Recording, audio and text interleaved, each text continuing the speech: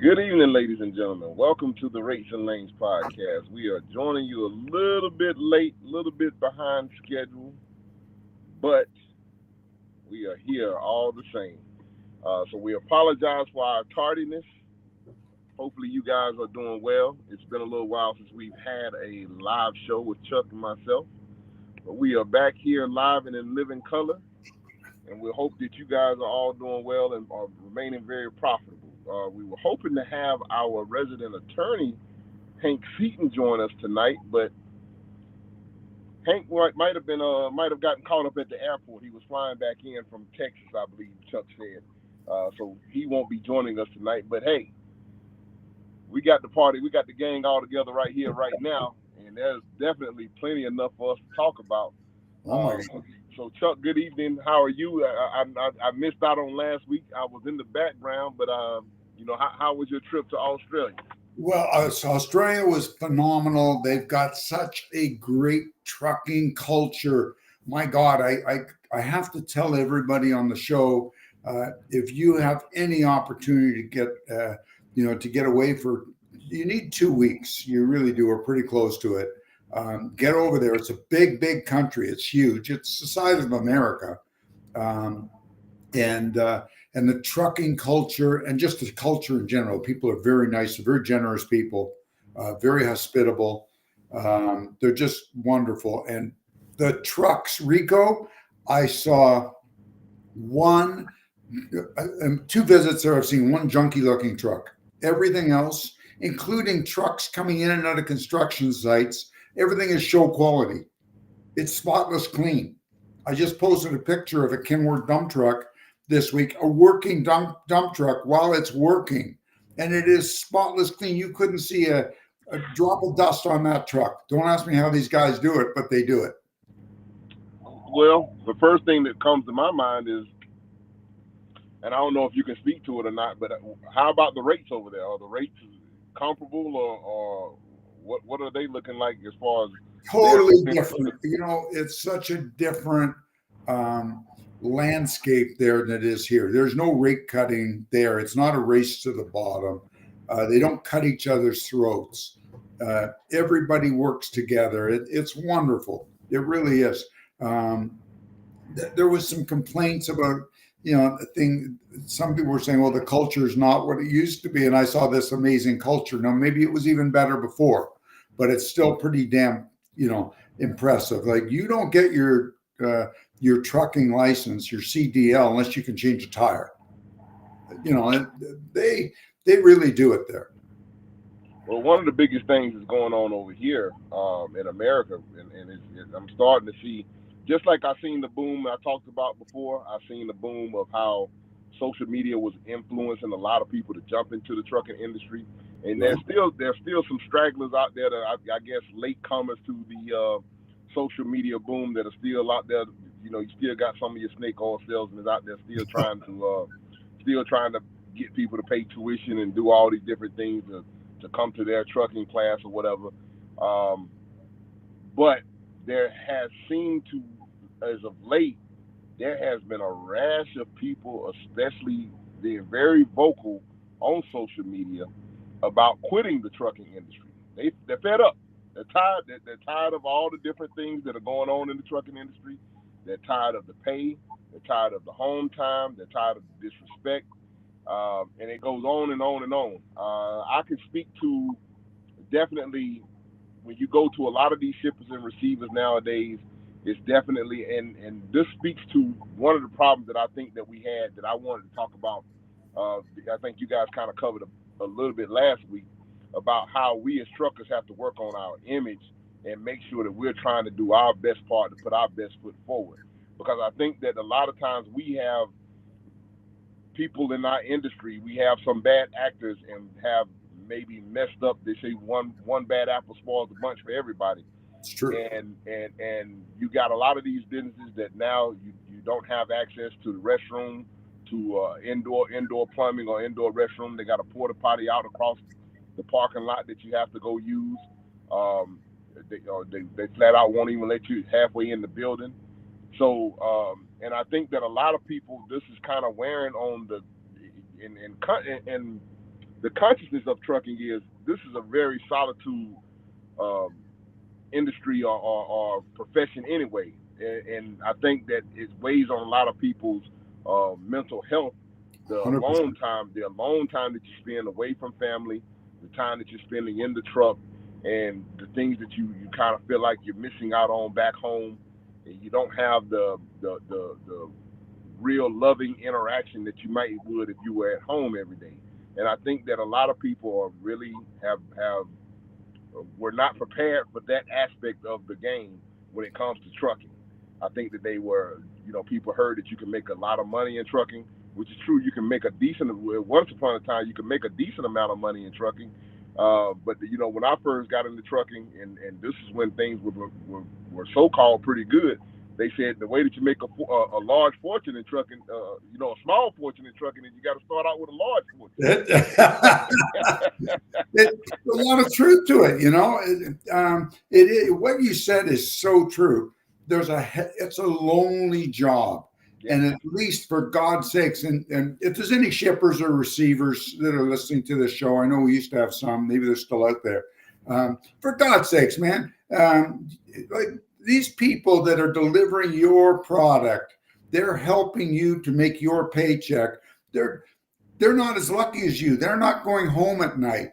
They're sleeping in a box behind their seat, and they eat in that box.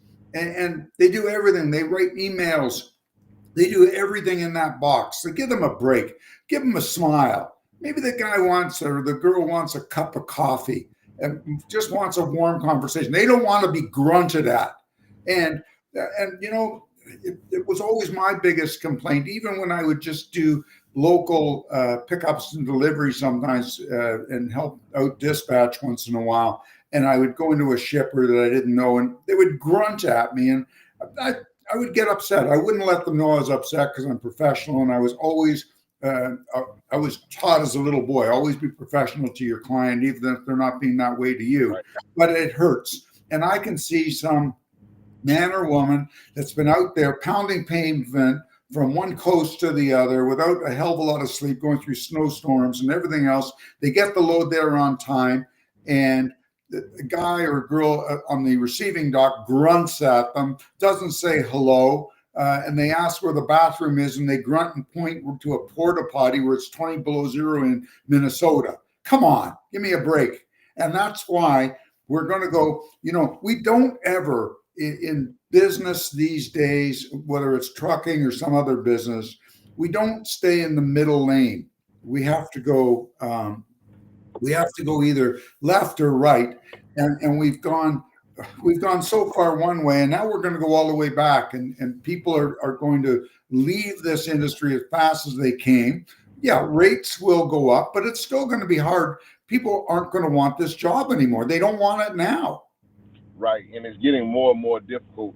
And I can only speak anecdotally about my experiences from being out here on the road, especially at certain grocery warehouses. Of course, if they're the worst.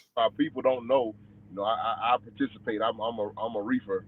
I participate in the refrigerated aspect, and a lot of times at some of these refrigerated warehouses, especially grocery warehouses, where you have to go in and they take, and you would think that these grocery warehouses, they have trucks, so they should understand the aspect of trying to be timely and getting things unloaded so that you can get on to your next stop or get on to your next delivery. Because a lot of times when you're dealing with with a lot of refrigerated products, sometimes you have multiple drops, and it's not just all the product is just not going to that one particular customer.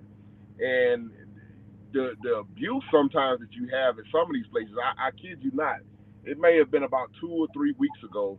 I was at a place, and they were not. It's been a while since I've been there, and this was the first time I've delivered there in quite some time. And they, like I say, they were not that bad, but this was the absolute worst experience I have ever had. I was at this place almost 12 hours, and I had a second stop. Rico, it doesn't surprise me. We have one here in Canada, in Ontario, not far from where we live, and it's probably about 20 miles away. And I have heard cases of up to 48 hours because they don't need that product. and Yeah. they have a cooler full of it, and they won't. You brought it all the way from California, and you're sitting on a load of broccoli, and they just keep jerking you around, and you can't leave. Um, and it's just it, you know, it, a couple incidents like that, and that's enough to turn somebody right off, and they don't want to do this anymore. And that's the whole thing. And then you have the aspect of you run into that situation, and they don't want to. You when you're dealing with brokers, if you don't have a direct contract with the person that you're hauling for, if you're hauling on the spot market, I'm not going to say that they don't want to pay you, compensate you for detention, but it is very difficult to get a fair rate for detention, and then they want you to allow, in some cases, 4 to 6 hours before they are willing to pay you detention, which You is know, absolutely ridiculous. and that is, I have to tell you, a lot of that is the grocery industry itself trying to get waiting time from those guys is next to impossible. They'll just, when you're in there doing a sales call, they dictate the terms to the carriers and the brokers. Right, right. Well, it's past time that you know a lot of different things have been coming down the pike. A lot of people are up in arms about, and I know we're going to touch on this subject as far as the tariffs and everything is concerned. But definitely, we need some. I'm probably the last person to really pound and say we need some type of regulation from the government, but someone needs to. There definitely needs to be some kind of way because individual truckers that are working, and if you're dealing on the spot market, we don't have enough. The only power that we have is to say no to those loads. But we don't have enough power in order to get things overturned to where there's a more fair and equitable uh, contract negotiation is concerned. I think that's one of the biggest pushes that people are having with the broker transparency. I don't think it's necessarily, and I'm not really for the broker transparency when it comes to. I don't really care what the broker makes as long as what I agree to is fair. I always felt that way. Like when I took work from other brokers, which we did running we did a lot of LTL, so we needed other brokers to help load our trucks. I don't care what they got as long as I got what I got. Right.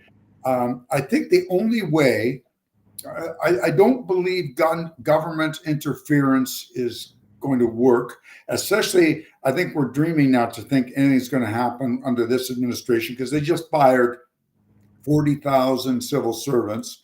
So they're not about to hire a bunch of civil servants to help truckers get what is due to them.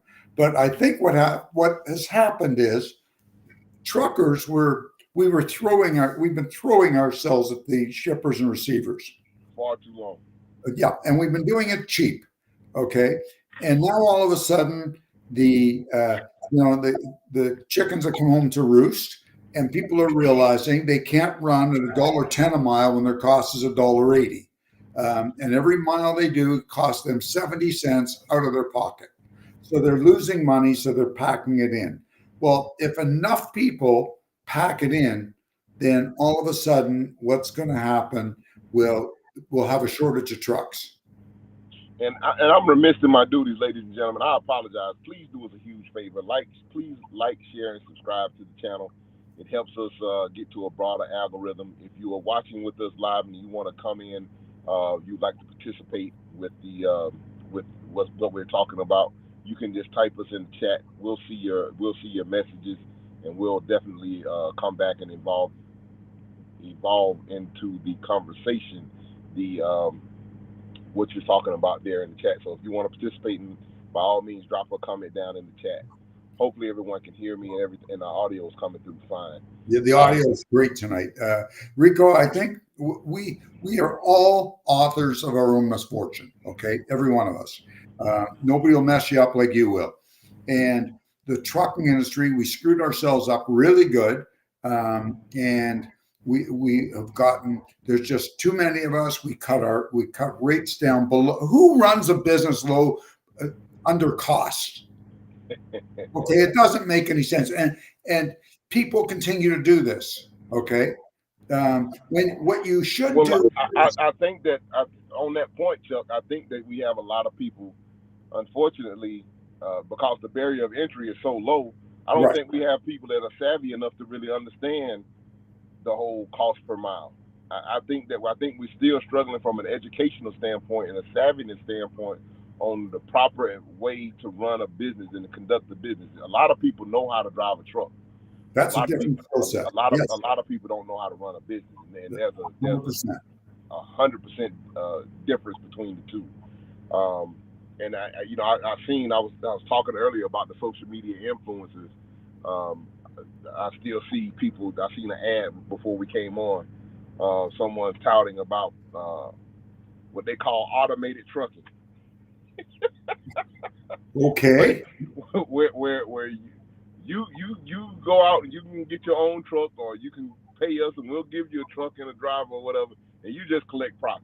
And Oh, that looks really well. You're going to make, you know, I got to tell you, I I worked for years trying to figure that one out, how you could ever make money, especially putting a bunch of trucks on with carriers, not your own customers, not your own freight, but leasing them on to carriers with drivers.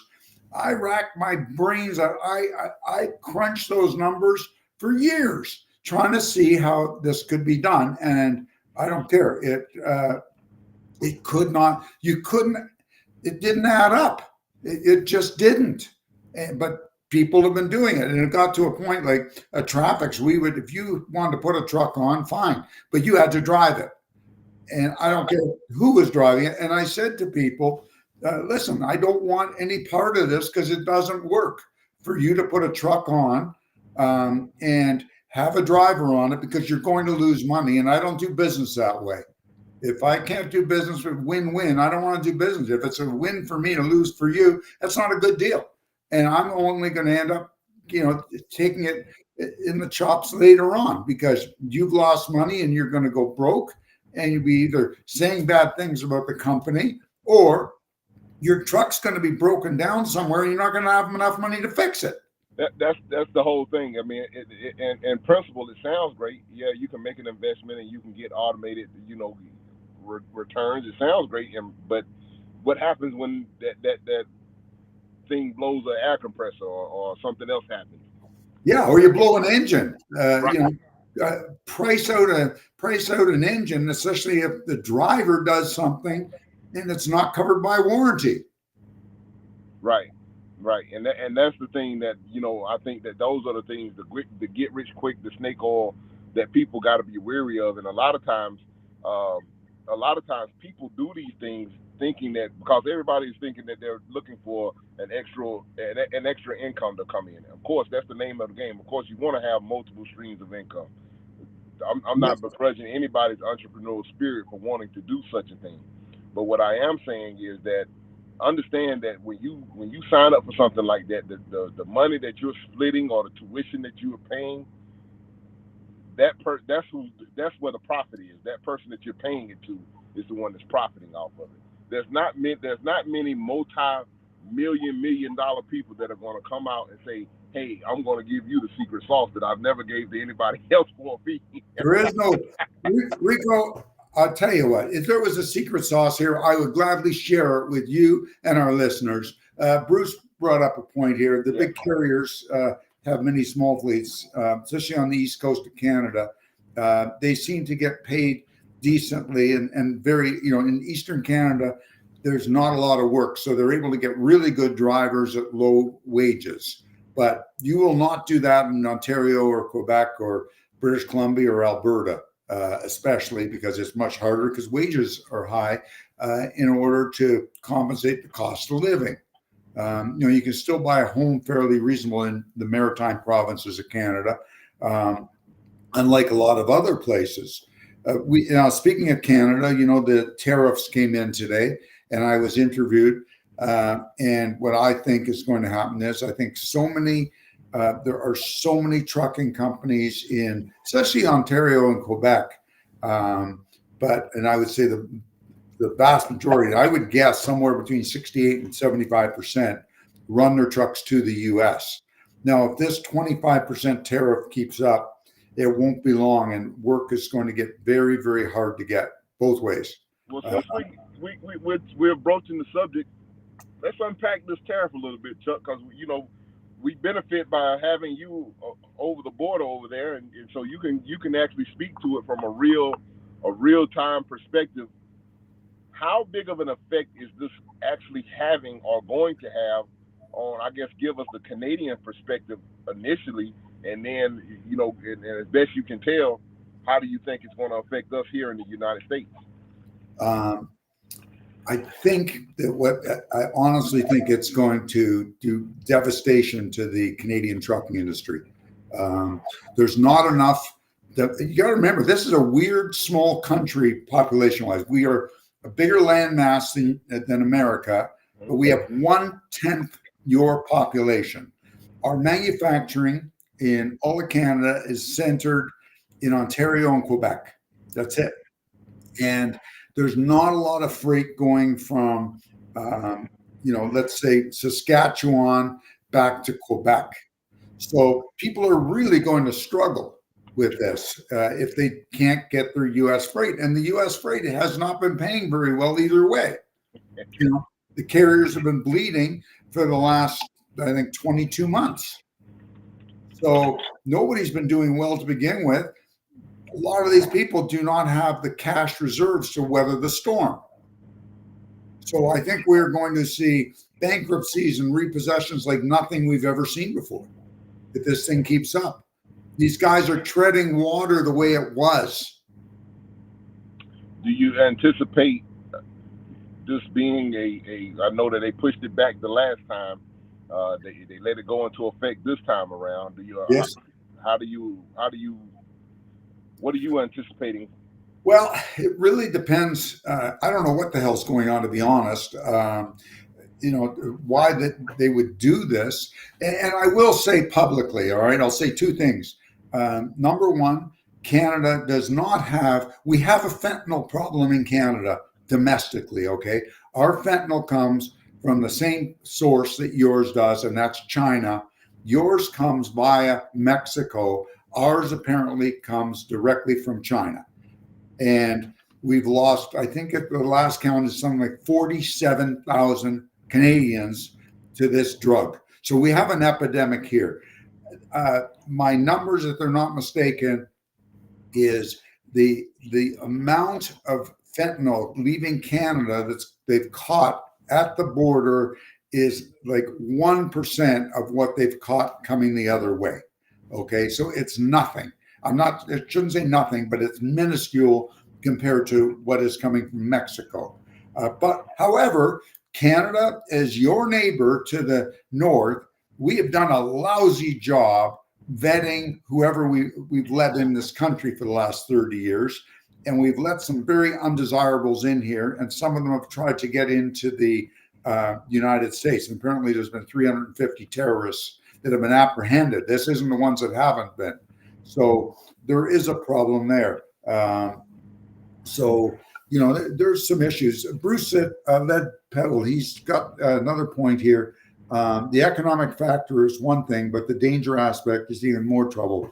People are anxious and upset. Yeah, we are really upset because a car, for example, goes between borders, and some of it's Mexico, some of it's Canada, all goes in and out of the U.S. There's 9 border crossings with a car, building it in different stages. And one of the owners of an auto plant here that owns a tier 1 supplier, Linamar, she said if they put those tariffs in, the auto industry will be shut down within 1 week. And maybe it'll be a little longer because they've been stockpiling, but this is inevitable. You're going to shut down the auto industry. Farming is another integrated industry between United States, Canada. I don't know about Mexico. I don't know much about Mexican farming other than produce, and we all eat Mexican-grown produce. Right. So that's going to affect everybody. I know that looking really quickly. I don't know if I could show my phone. Let me see. Hold on. I didn't want to click on the story or nothing, but I'm just showing the stock market for the day and how it just completely dropped off of a cliff. So I had a thought today when I was being interviewed, and I kind of said it off the record. and this is just a thought, and I'm not saying this is true, but maybe these tariffs are to do that to the stock market so that some very wealthy people can short the market. I don't know. Because I got to tell you, this administration has been warned by every It's a lot of economist. it's a lot of Uh, insiders. It's a lot of insiders that have access to the White House right now. That's right. And every single economist has screamed loudly from the rooftops, do not do this. This will kill the Canadian, US, and Mexican economies. This is an integrated economy, but the three countries share. Now, we should have worked closer, okay, through the years with other things that are very important. The immigration thing is huge. The drug thing is huge. This should have been as tight as we were with trade and commerce. We needed to be tight with immigration and drug policies and everything else. Okay, we don't want that shit coming in from, pardon my language, from China or Mexico or anywhere. We don't want to send it to you people down in the United States. We don't want your families to go through hardship. We don't want it. That's not who we are. Um, this is crazy. You're our best friends. You've been our neighbor, your family, and we're fighting. Come on, this is craziness. Right. I definitely agree. Um, it's just it's this is one of those situations where I guess we're just all going to have to make sure that our seatbelt is low and tight across our waist, and just hold on for the ride, because there's no telling how far or where this is going. Hopefully, someone can pull back on the stick before hopefully we don't hit uh, a complete nosedive and crash. Well, yeah, and this isn't against we don't hold, Canadians don't hold any grudge against the American people. Although I have to say, lately at some hockey games, there's been booing at your national anthem. I would never do that personally.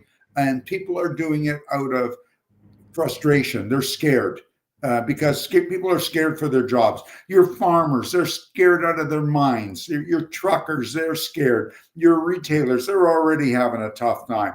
But this could devastate this entire country. Your country, although you do have 39 states, I don't know if you realize that, Rico, you have 39 states and their top market is Canada. Wow. Including Oklahoma, of all places. I was shocked. Wow. Yeah, I did not know that. Bruce here at Lead Pedal, he's hot tonight, and I'm glad to see it. A good administration would try to work together, not try to separate the world. You're right, Bruce. You're right on the money there. But I think there's some ulterior motives here. Maybe it's to get us to comply with security and immigration and things. And if so, you know what? We messed up. And I think Mexico messed up. And the former administration in D.C. messed up. Yeah. So you thinking it's a sticks and carrots approach? Yes, I do. But it's not a stick, it's a loaded gun. It's still a carrot and a loaded gun. See, a stick only hurts when you get across the head. A gun kills you.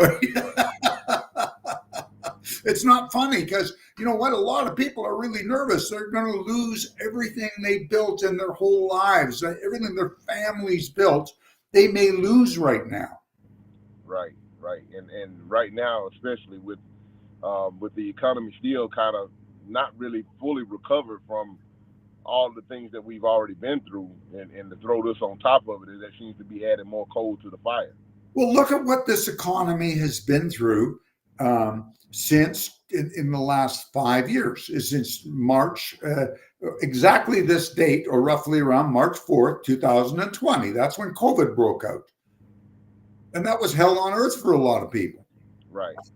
Some people just sat home and drank whiskey and beer and collected money, and other people were trying to hang on to what they had. But look at what this thing. And then we had this round of inflation that beat the heck out of everybody, and nobody saw that one coming.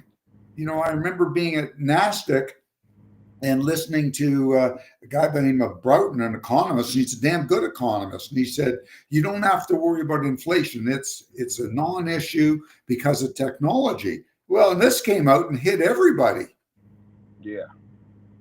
Yeah.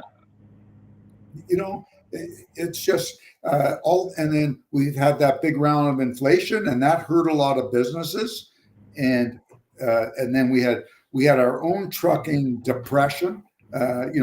Definitely an economic depression in trucking. Absolutely, and that's Look the at how thing that many long-term trucking companies have gone out of business. yeah, and this is the thing, and we should be experiencing now. This is the time where, okay, we're coming out of the first of the year. The market should be starting to kind of pick back up a little bit of steam, but with all of this stuff thrown on top of it, not sure if this is going to just throw cold water back on it, and we're not going to see the bump that we probably should be experiencing this time of year. Cold water, you're spilling sulfuric acid on it. Never mind cold water. Listen, the start of spring, you have your garden centers and all of this, and you have you ask people what they're doing, and they're working on their garden, they're getting their house ready as the snow melts, and they're not going to be doing that because everything's going to cost so much more. You're talking about a 25% increase. This means inflation.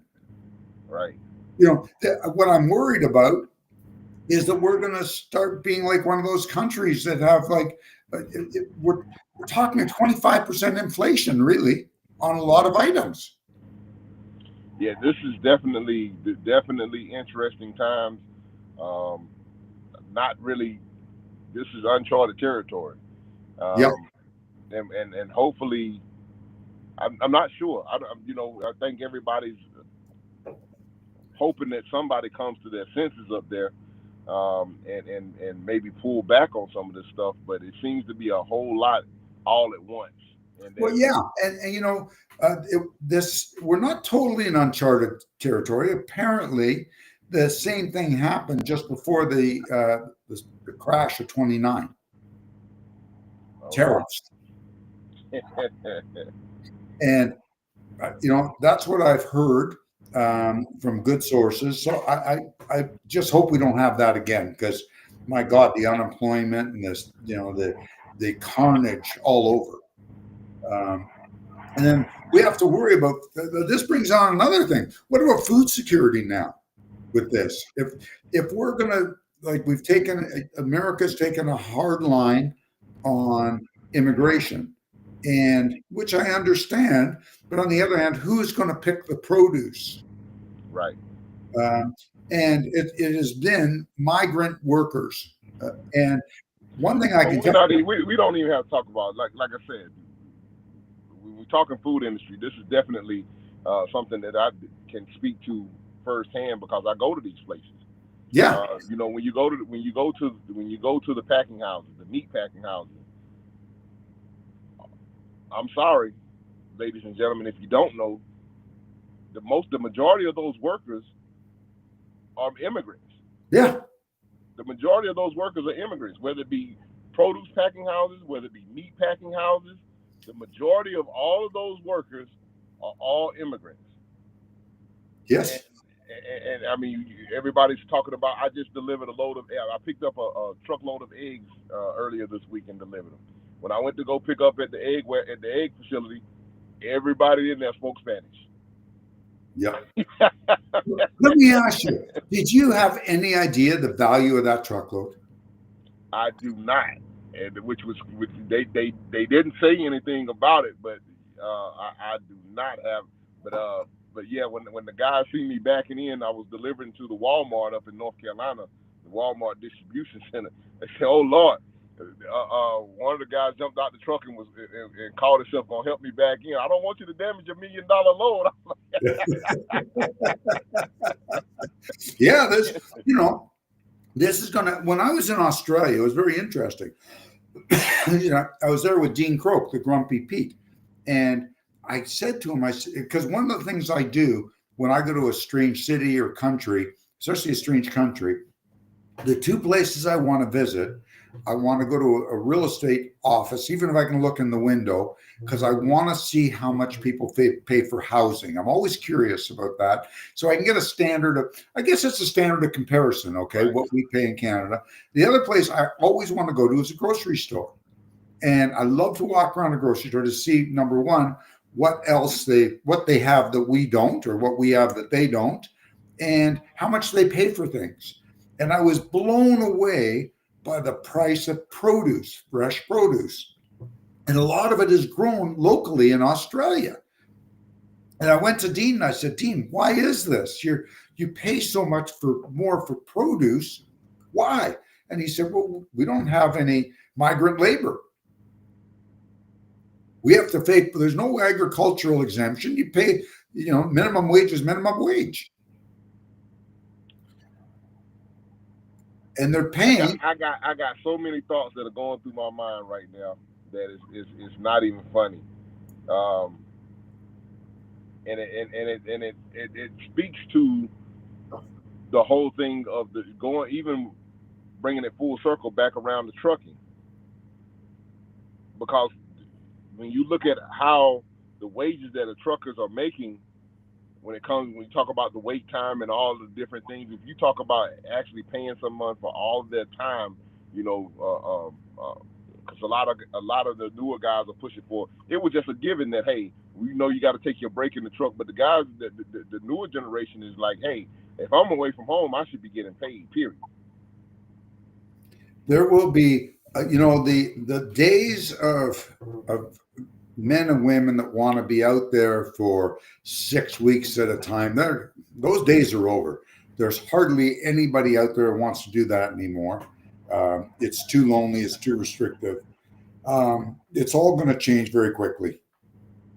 Within 10 years, you'll still see some of that for certain things, but it's going to go back, as I've been saying all along. This is all playing into it, that hub and spoke model. Right. And I can see we don't need to be big guys to do this. No. You could have a group, and this is where organization. You're not going to have unions, okay? That doesn't work. We got rid of those years ago in the trucking industry. But what will work is some sort of association where owner operators or even small fleets can make arrangements with other small fleets, like we do, where we trade off freight. And we just run, you'll run, let's say. They need to bring the interline agreement back.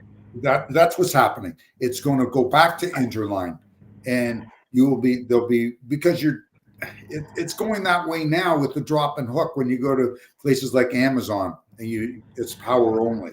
So it's going to go there. Yeah, the interlining, they took interlining away from us in the I believe it was, that's why we should have had we needed Hank on tonight. We needed the expertise on that map. I think it was the map 21 deal when they took away the interline agreement.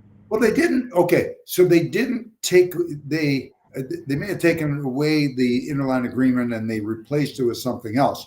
There are still companies interlining to this day.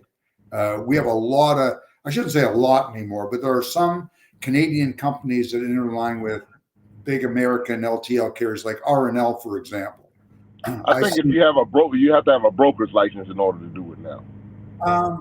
I don't know. Maybe that's a Hank Seaton question.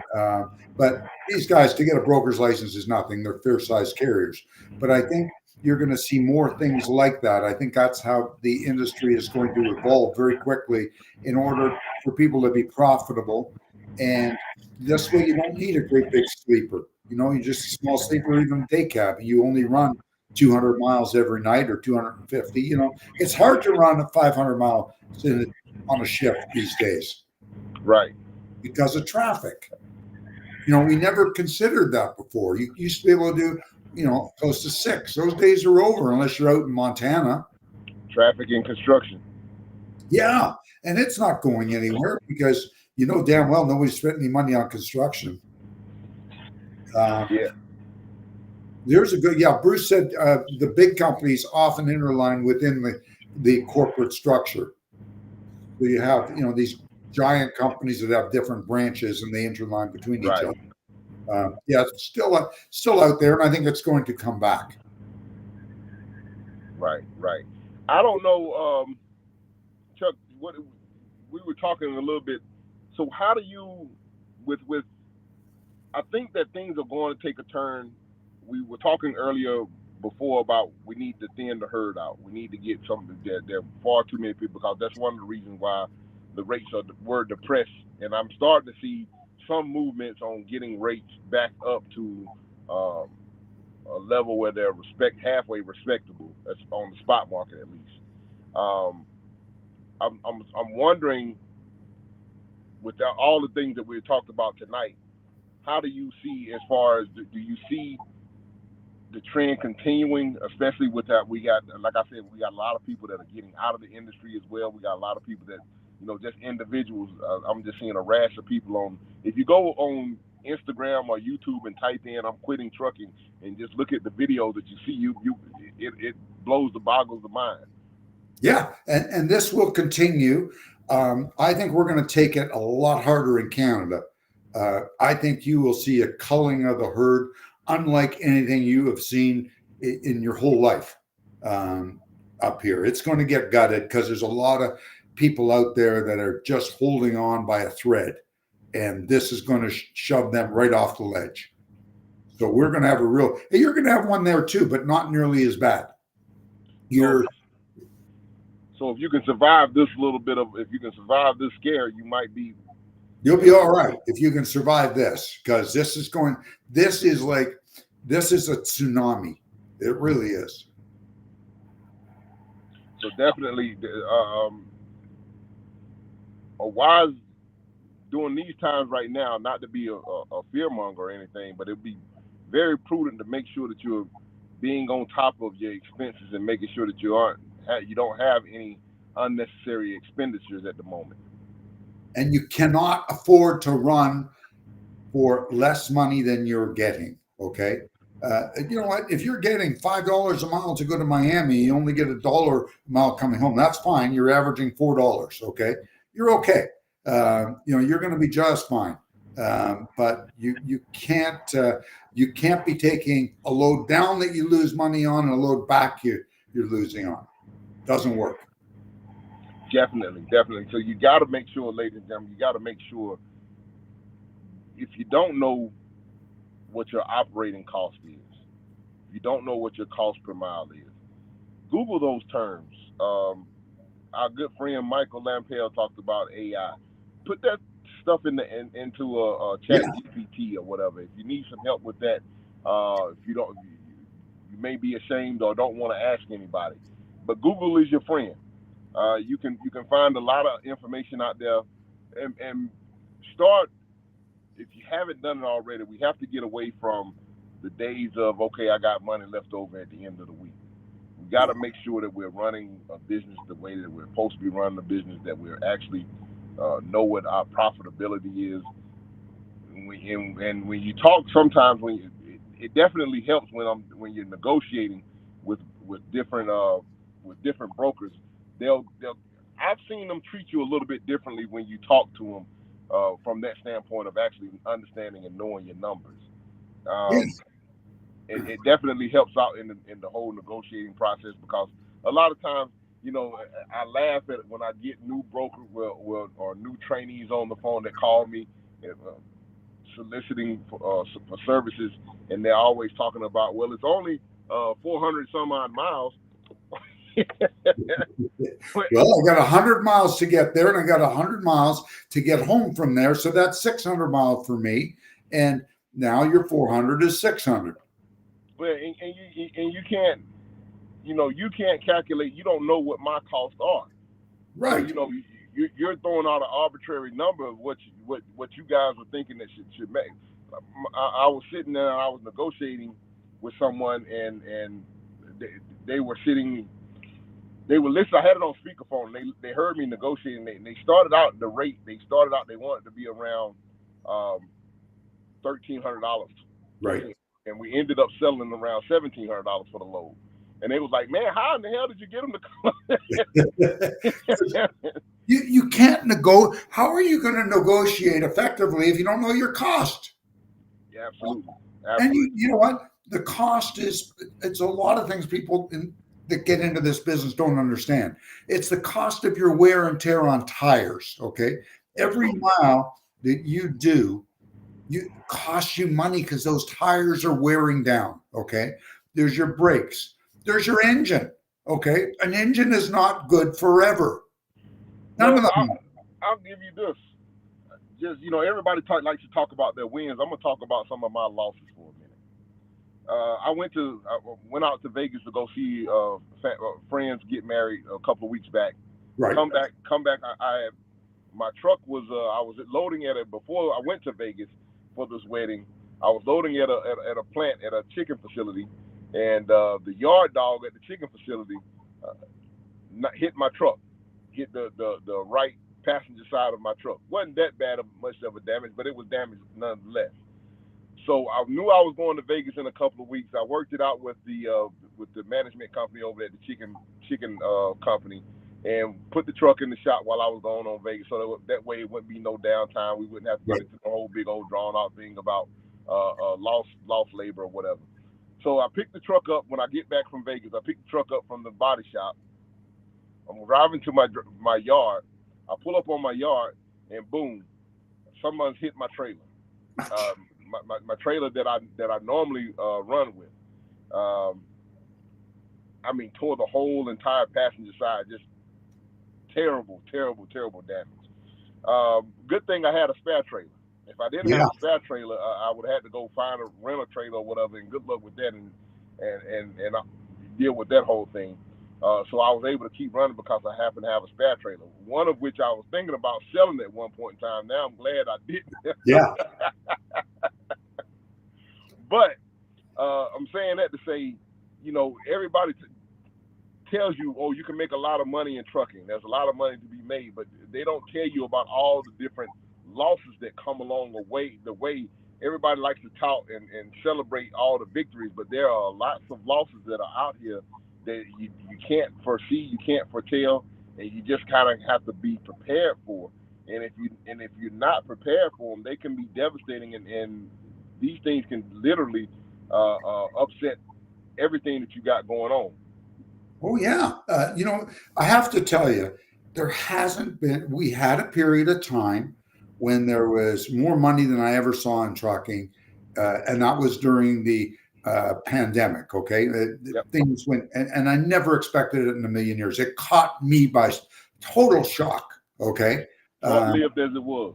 yeah, we went from March of 2020, where I actually thought it was the end of the world, to the end of April 2020, when it was the best month we ever had, and it continued to climb every month. And then the crash happened, and now it's down to worse than it was when we started. And that is so typical of trucking. It's either feast or famine. So it's definitely not a get rich quick game. And it's a business of you've got to be a skilled businessman as well as a skilled operator in order to you've got to be everything. You've got to know your costs. You've got to be able to get as much money per mile as you possibly can, and do as few miles for the most money. That's the catch. That's the catch. Not That's to do, definitely you can go and start running coast to coast, and you're going to wear out your truck. You've got to be right. getting a lot of money Right. because you're Definitely. going broke real fast. I've seen it too many times. Definitely. And as a small individual, I know that people want to try to scale or whatever, but as a small individual in company size, you can't be all things to all people. You have to focus on what you can be effective at and where you can make a difference. And like you said, focusing on those smaller distances and getting as much revenue as you possibly can per mile is definitely where it's at. There's, I have a friend, Rico, and he made a lot of money. This guy actually got out of it 27 years ago. A competitor was bothering him, and he called his lawyer to say, this guy's bothering me. He wants to buy my company. And the lawyer said, I think you better meet with him. And they gave him a cash out deal for a company that had no debt, 300 trucks and 3 or 4 terminals, no debt whatsoever. And he retired. But he was there during the heyday. He ran a great company. He worked 20 hours a day, 7 days a week for 25 years, or for more than that. From the time he was 16 till for 31 years, he worked like that. And he did very well, but he only hauled alcohol. He only hauled from, he would go as far as around Buffalo, New York. It was as far north as he went, as far west as he went, and he would haul down to North Carolina, within that region. That was his, nothing else. And he always says to me, niches make riches, and you've got to be, if anybody wants to attempt to make money in trucking, you've got to we've said it 100 times in this, pick an area of expertise. Be an expert. Absolutely. Well, Chuck, I think we've kind of covered the gamut a little bit for this week. Anything that you're anticipating for next week, or anything we want to say before we get ready to try to wrap up and get up out of here? Well, we wish everybody luck getting through this. This is number one. We don't know what's going to happen. We hope that somewhere cooler heads prevail. That's all I can say. I wish everybody out there, just be careful. Watch your spending, as Rico said. Know your costs. And you coming down to, you're doing the Great American Trucking Show this year? I'm doing Matt's in Louisville. I'll be down there for all 3 days. I was thinking about trying to come, but I think I have a conflict. I think my daughter's graduating around there. Well, that's probably a little bigger. Well, congratulations on that. That's a big one. Yeah, I was thinking about trying to come. I think we got a truck show. I think Super Rigs is coming to Atlanta. Oh, when is that? I'll text you the dates. But Super Rigs is supposed to be coming to Atlanta, to the Atlanta Motor Speedway. I'd love to see it. Yeah, I'll text you the dates. It's right around the corner. It's not far. It's not too far away from I think same time, close to the same time as Matt is. Well, my dance card's pretty empty for April, so I hope it's in April. I'll let you know. I'll text you shortly after the show. Wonderful. So you know what? If I can help anybody with this, if you're having problems with your costing, don't be shy. I'm glad to help you. Send me an email, chucksnow280 that's chucksnow280 at outlook.com. Put your phone number on there. I'm more than happy to help our listeners with anything they need. And with that, Rico, I'll let you back her in a hole for another week. Right, Chuck. Well, I just hit I said Google is your friend, and it just popped it out to me. So it's going to be May 29th through the 31st. Oh, perfect. Okay. I may see you in Atlanta. Rotella Super Rigs is going to be in Atlanta. So with that being said, ladies and gentlemen, we want you guys to stay safe out there, stay healthy, keep it in between the mustard and the mayonnaise, and God willing, we'll talk at the same time, same place next week. God bless you and good night. Catch on a flip-flop. God bless.